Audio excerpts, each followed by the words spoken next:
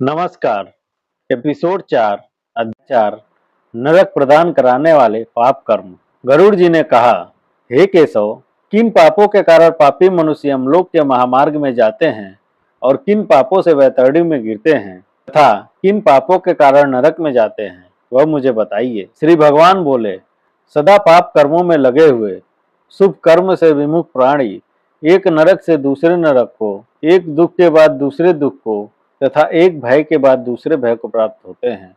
धार्मिक जन धर्मराजपुर में 3 दिशाओं में स्थित द्वारों से जाते हैं और पापी पुरुष दक्षिण द्वार के मार्ग से ही वहां जाते हैं। इस महादुखदायी दक्षिण मार्ग में वैतरणी नदी है। उसमें जो पापी पुरुष जाते हैं उन्हें मैं तुम्हें बताता हूँ। जो ब्राह्मणों की हत्या करने वाले, सुरापान करने वाले, गोघाती, बाल हत्यारे, स्त्री की हत्या करने वाले, गर्भपात करने वाले और गुप्त रूप से पाप करने वाले हैं। जो गुरु के धन को हरण करने वाले, देवता अथवा ब्राह्मण का धन हरण करने वाले, स्त्री द्रव्यहारी, बाल द्रव्यहारी हैं। जो ऋण लेकर उसे न लौटाने वाले, धरोहर का अपहरण करने वाले, विश्वासघात करने वाले, विष अन्न देकर मार डालने वाले, दूसरे के दोष को ग्रहण करने वाले, गुरु की प्रशंसा न करने वाले, गुणवानों के साथ डाह रखने वाले, नीचों के साथ अनुराग रखने वाले, मूढ़, सत्संगति से दूर रहने वाले हैं। जो तीर्थों, सज्जनों, सत्कर्मों, गुरुजनों और देवताओं की निंदा करने वाले हैं। पुराण, वेद, मीमांसा, न्याय और वेदांत को दूषित करने वाले हैं। दुखी व्यक्ति को देखकर प्रसन्न होने वाले, प्रसन्न को दुख देने वाले, दुर्वचन बोलने वाले, सदा दूषित चित्तवृत्ति वाले हैं। जो हितकर वाक्य और शास्त्रीय वचनों को कभी न सुनने वाले, अपने को सर्वश्रेष्ठ समझने वाले, घमंडी, मूर्ख होते हुए अपने को विद्वान समझने वाले हैं। ये तथा अन्य बहुत पापों का अर्जन करने वाले अधर्मी जीव रात दिन रोते हुए यम मार्ग में जाते हैं। यमदूतों के द्वारा पीटे जाते हुए वे पापी वैतरणी की ओर जाते हैं और उसमें गिरते हैं। ऐसे उन पापियों के विषय में मैं तुम्हें बताता हूँ। जो माता, पिता, गुरु, आचार्य तथा पूज्य जनों को अपमानित करते हैं, वे मनुष्य वैतरणी में डूबते हैं। जो पुरुष पतिव्रता, सच्चरित्र, उत्तम कुल में उत्पन्न, विनय से युक्त स्त्री को द्वेष के कारण छोड़ देते हैं, वे वैतरणी में पड़ते हैं। जो हजारों गुणों के होने पर भी सत्पुरुषों में दोष का आरोपण करते हैं और उनकी अवहेलना करते हैं, वे वैतरणी में पड़ते हैं। वचन दे करके ब्राह्मण को यथार्थ रूप में दान नहीं देता है और बुला करके जो व्यक्ति नहीं है ऐसा कहता है, वे दोनों सदा वैतरणी में निवास करते हैं। स्वयं दी हुई वस्तु का जो अपहरण कर लेता है, दान देकर पश्चाताप करता है, जो दूसरे की आजीविका का हरण करता है, दान देने से रोकता है, यज्ञ का विध्वंस करता है, कथा भंग करता है, क्षेत्र की सीमा का हरण कर लेता है और जो गोचर भूमि को जोतता है, वह वैतरणी में पड़ता है। ब्राह्मण होकर रस विक्रय करने वाला, स्त्री का पति, शूद्र स्त्री का ब्राह्मण पति, वेद प्रतिपादित यज्ञ के अतिरिक्त अपने लिए पशुओं की हत्या करने वाला, ब्रह्म कर्म से च्युत, मांस भोजी, मद्य पीने वाला, उच्छृंखल स्वभाव वाला, शास्त्र के अध्ययन से रहित ब्राह्मण, वेद पढ़ने वाला शूद्र, कपिला का दूध पीने वाला शूद्र, यज्ञोपवीत धारण करने वाला शूद्र, ब्राह्मणी का पति बनने वाला शूद्र, राजमहिषी के साथ व्यभिचार करने वाला, पराई स्त्री का अपहरण करने वाला, कन्या के साथ काम आचार की इच्छा रखने वाला तथा जो सतीत्व नष्ट करने वाला है, ये सभी तथा इसी प्रकार और भी बहुत निषिद्ध आचरण करने में उत्सुक तथा शास्त्र विहित कर्मों को त्यागने वाले वे मूढ़ जन वैतरणी में गिरते हैं। सभी मार्गों को पार करके पापी यम के भवन में पहुंचते हैं और पुनः यम की आज्ञा से आकर दूत लोग उन्हें वैतरणी में फेंक देते हैं। हे खगराज, यह वैतरणी नदी कष्ट प्रदान करने वाले सभी प्रमुख नरकों में भी सर्वाधिक कष्टप्रद है।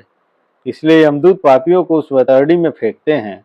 जिसने अपने जीवन काल में कृष्णा अर्थात काली गौ का दान नहीं किया अथवा मृत्यु के पश्चात जिसके उद्देश्य से बांधों द्वारा कृष्णा गौ नहीं दी गई तथा जिसने अपनी और निर्दयी क्रिया नहीं कर ली, या जिसके उद्देश्य से और दैहिक क्रिया नहीं की गई हो, वे वैतरणी नदी में महान दुख भोग करके वैतरणी तट स्थित सालमली वृक्ष में जाते हैं। जो झूठी गवाही देने वाले, धर्म पालन का ढोंग करने वाले, छल से धन का अर्जन करने वाले, चोरी द्वारा आजीविका चलाने वाले, अत्यधिक वृक्षों को काटने वाले, वन और वाटिका को नष्ट करने वाले, वृक्ष और तीर्थ का परित्याग करने वाले, विधवा के सील को नष्ट करने वाले हैं। जो स्त्री अपने पति को दोष लगाकर पर पुरुष में आसक्त होने वाली है, ये सभी और इस प्रकार के अन्य पापी भी सालमली वृक्ष द्वारा बहुत ताड़ना प्राप्त करते हैं। पीटने से नीचे गिरे हुए उन पापियों को यमदूत नरकों में फेंकते हैं।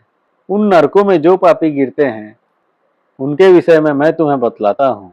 वेद की निंदा करने वाले, नास्तिक, मर्यादा का उल्लंघन करने वाले, कंजूस, विषयों में डूबे रहने वाले, दंभी तथा कृतघ्न मनुष्य निश्चय ही नरकों में गिरते हैं। जो कुआं, तालाब, बावली, देवालय तथा सार्वजनिक स्थान, धर्मशाला आदि को नष्ट करते हैं, वे निश्चय ही नरक में जाते हैं। स्त्रियों, छोटे बच्चों, नौकरों तथा श्रेष्ठ जनों को छोड़कर एवं पितरों और देवताओं की पूजा का परित्याग करके जो भोजन करते हैं, वे नरकगामी होते हैं। जो मार्ग को कीलों से, फूलों से, लकड़ियों से तथा पत्थरों एवं कांटों से रोकते हैं, निश्चय ही वे नरकगामी होते हैं।